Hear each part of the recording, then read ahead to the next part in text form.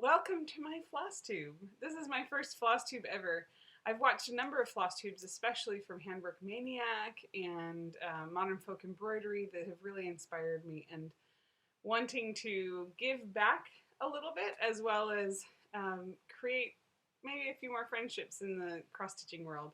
I decided to make my first video. So here we're talking about stitching, about the things I'm working on and the things that inspire me. If you're just beginning cross-stitching, I'll have a few tips probably to help you out in your journey. So let's start with the things that I just now finished.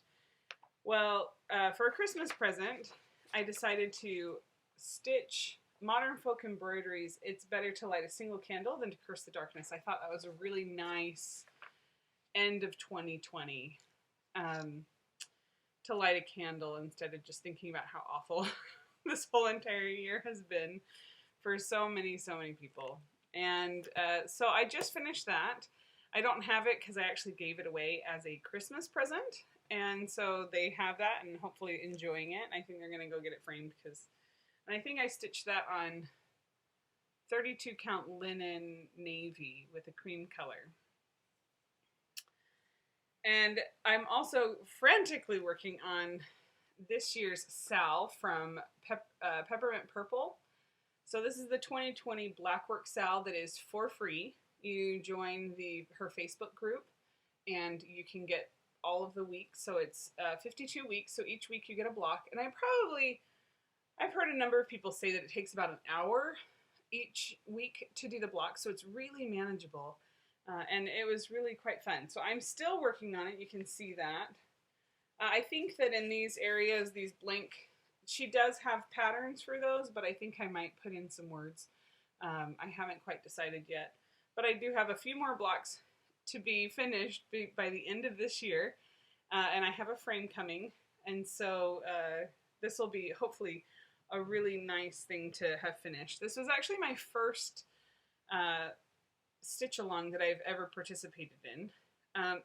This is on 14 count natural Aida fabric, like the natural color, like the raw natural color, using DMC 645 as my thread color. And I didn't want, she has a lot of colors in hers. I think it looks kind of more rainbow with lots of colors, but with this, the coloration of the fabric, I just really wanted to have it shine the Blackwork element of working with this particular style of stitching. And so it's been really fun. And no, my back does not always look like the front. You can see it. Some of the blocks look better than others. These two blocks look very similar to the front. Over here, these two, but the rest of them don't really look super like the front patterns, and I wasn't overly concerned because I'm planning on framing this, so it's not a big deal. But yes, typically in a Blackwork setting, you would try to mimic as close as possible the front pattern to the back pattern, and that's because it was used on clothing, like on cuffs and different things, and so if your cuff came up, you could actually still see roughly the same pattern. So she is having a 2021 Sal as well that you can, if you get into her Facebook group, you will start getting that January one. I think she might even give out the like the border and outline maybe on December 30th or 31st. I'm not sure. But you have two styles in the new one, which is the same size as this, kind of a rectangular size, or you can choose the square size, which will have the same designs, just a little bit different order. So I'm looking forward to doing that. On this one, I had never worked on an even weave before this year. And so when I chose this as an Aida fabric, I wanted to have a little bit bigger, so I chose the 14, because on Blackwork, now some people don't care. I mean, you can go as small as you want, but on Blackwork, you're trying to get the lacy feel. So this is actually worked one thread over one on 14 count to really have the pattern come out and shine. So on the next one, I think I'm actually going to move to an even weave fabric, maybe a 28 count. So I'm still getting the lacy feel, but without the same look as Ada, like a more uniform, empty background. So we'll see how that works. But that was, I'm planning on doing the 2021, mainly because it's actually just kind of a fun, easy one. It doesn't take all that much time. So that's something that I have to finish by the end of the year. Now, during the Christmas break, I say break, it's because my kids are home from school. I did start on a project. Let me see which one this is. Oh, here it is. This one was by Susan Aker, or Akey. I'm not exactly sure, but it's her Joyeux Noel. You can see it right here. And it's absolutely beautiful. It's the 12 Days of Christmas. It is massive. It's huge. I've never worked on a project that big. I've always done like smaller items. They still take time, but I've never done anything quite as large as this one. So I managed to get a very small amount done during the Christmas holidays. You can see it right here. I mean, I did also do the Modern Folk Embroidery little thing for a present, but I got some of it done. You can see where I made my marks. I made marks with the friction pens. I'm not sure if you're familiar with that, but friction pens are erasable pens, but actually in fabric, and I've used it in quilting as well. You can mark it, and then when you iron it, the heat from the iron makes it disappear without, you don't even see it at all. The one I use that you can iron, and maybe in another video I can actually show you what happens when you iron it. So this is the Pilot friction pen. This one goes away if you iron it. Now, my husband did do a test, and I think he said that if you put it back in the freezer, the ink reappears. So this is maybe when I do the ironing test in a future video, then I'll also do a freezer test to actually see if it comes back. Now, most of the time your cross stitches are not in the freezer, nor are they outside, but it's nice to know. Then the other one I also use sometimes is the just regular wash away marker that you can get like in the quilting and sewing section, and that just comes out with water. You don't even have to like soak your piece, really. You could actually just use a damp cloth, and often that gets enough out. Which actually my stitch along, if you see one of my children, I'm hoping this is the wash away. You can't see it very well, but there's this nice blue mark right here that one of my children did. So I'm hoping it's the wash away marker so that I can get that out pretty easily. Now there is another marker that you can use, which is one that goes away with just sitting in the air. Over a day or two, it just disappears, and I think it probably is just an evaporation process or something like that. I'm not sure. But that you can also find in the sewing section. I don't particularly like that because that means I have to remark everything all the time, and I have little kids. I don't have time to do that. So I actually prefer the friction to iron it out, and it's gone. And I really like that. There are different colors. You can get a pack of them, and you can find them just about anywhere at this point. So that's my tip. So on another one that I started as well this year, this past fall, is I'm not sure who made this. I found this on, it's Snowflake Stitchery on Etsy. This is the Prayer St. Francis.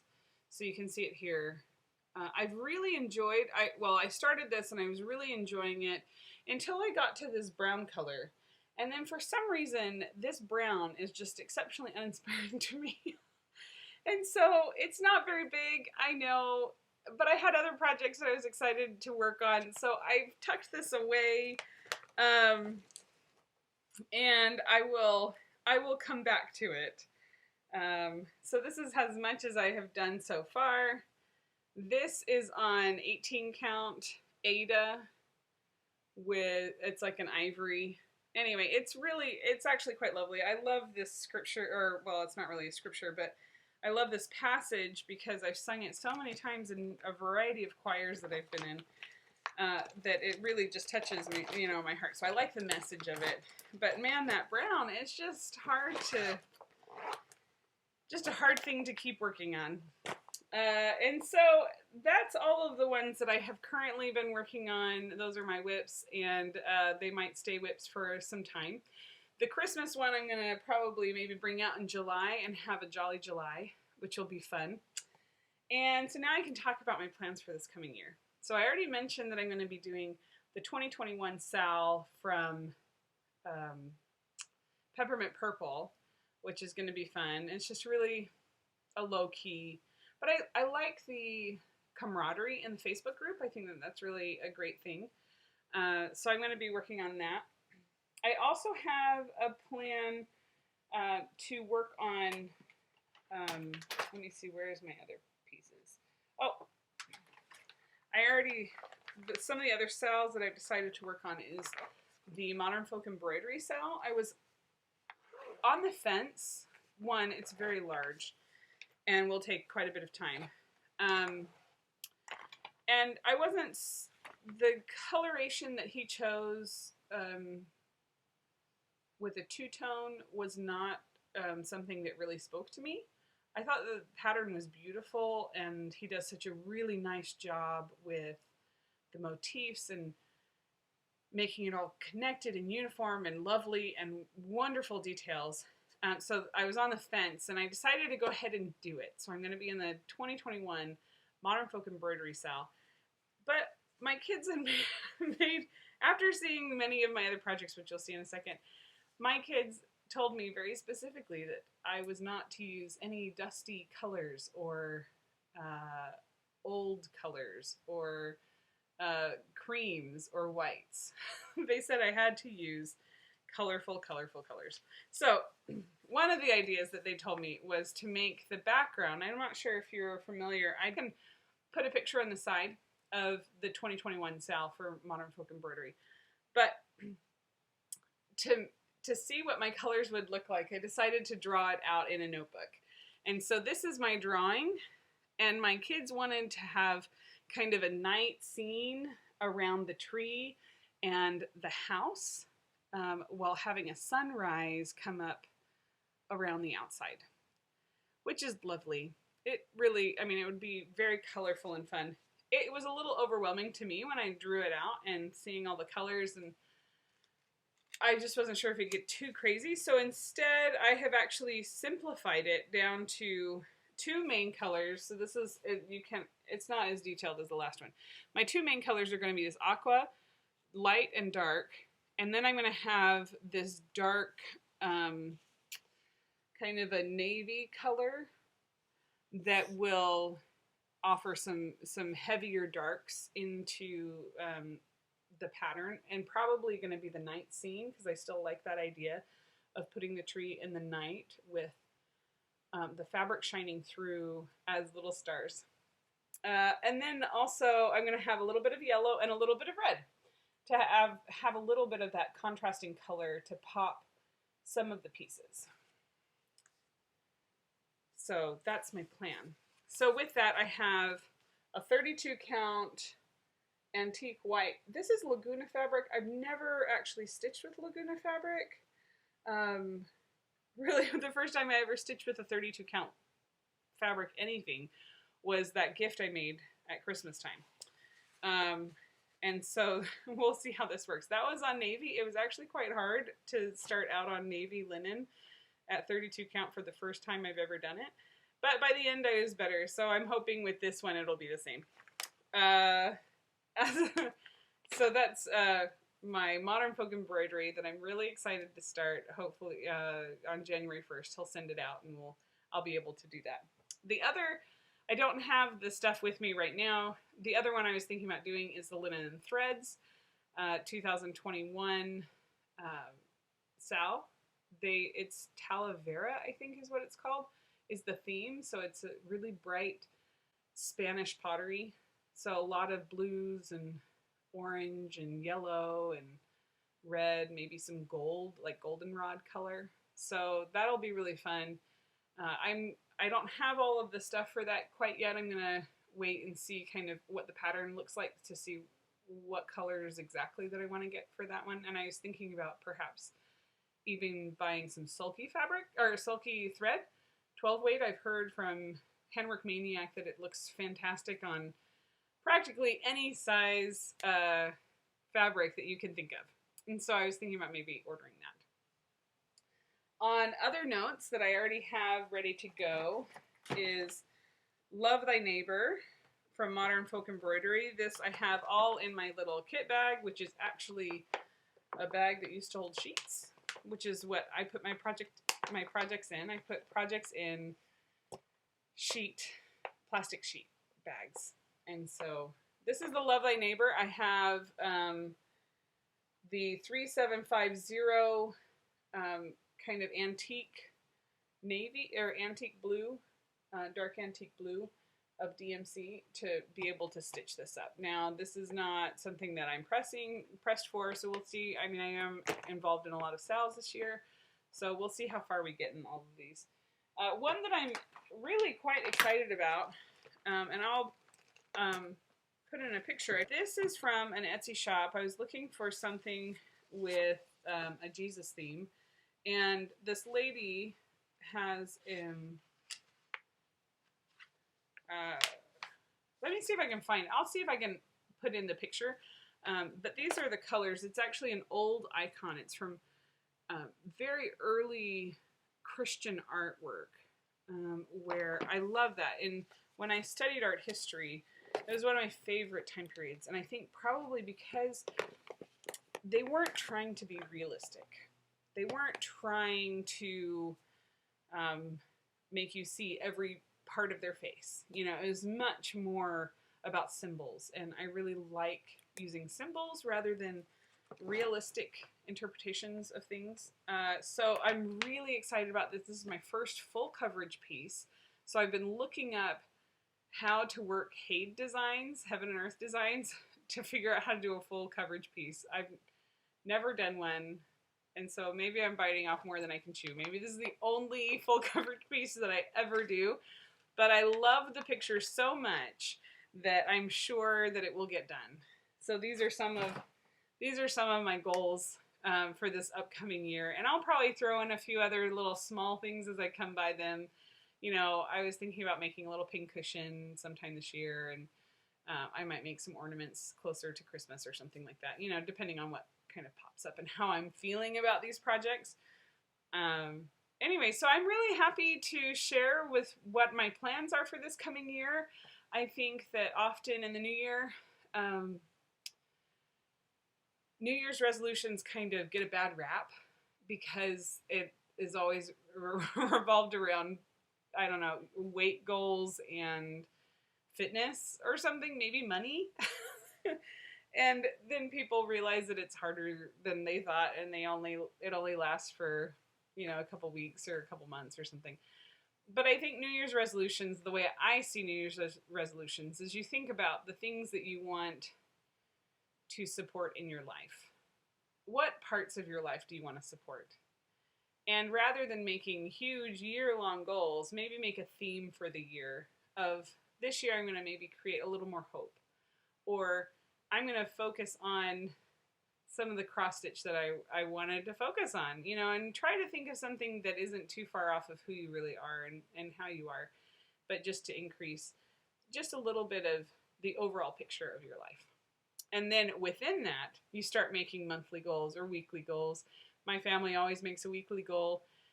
This week is to finish the Peppermint Purple 2020 Sal is my goal this week. And I make a goal with my kids every week, so they make their goals every week, and I make a goal every week, and we try to make sure that those things get done.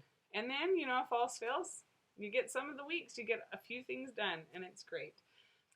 Thanks for coming to my Flosstube and spending this time with me talking about stitching, and I hope to see you again in the future videos. Make sure and comment on if you're participating in any of these stitch-alongs. I'd love to hear from you. You can also follow me on my Instagram, which is bySprice, BYSPRICE. And you can see some of my progress happening on Instagram. That's where I post my progress most of the time. But I'll come back and I'll do another Flosstube to catch you up on what's going on and how far I am into my cells.